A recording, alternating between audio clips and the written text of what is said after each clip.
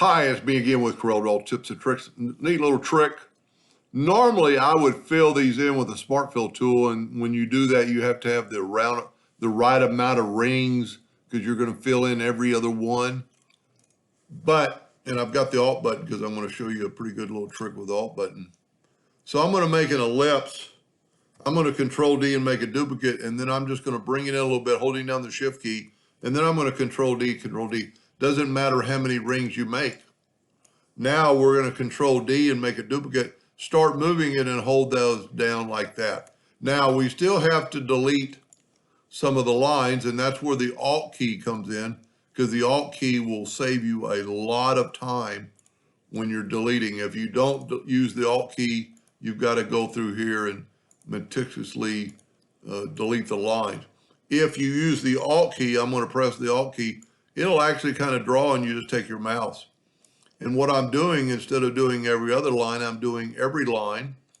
And see, the Alt key's helping me quite a bit. Now this one went over, so this one needs to go under, so I need to cut these lines out. I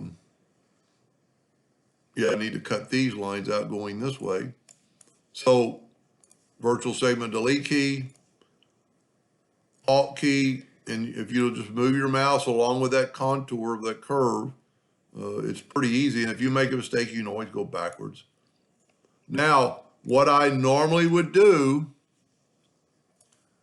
and we can get rid of the Alt key now, I'm going to make a duplicate of this. And what I would normally do is use the Smart Fill tool.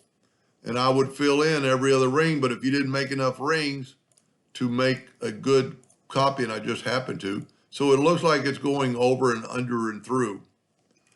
But what you could also do is take these rings that you've done and weld them together. Change them to black or blue or whatever color you want, and then change the thickness of the line to whatever line you want. You actually have more lines than you would this way, and it was a lot faster than filling in the Smart Fill tool, because then you can always change the thickness on a fly. Pretty cool. Hope that helped. Thank you for watching.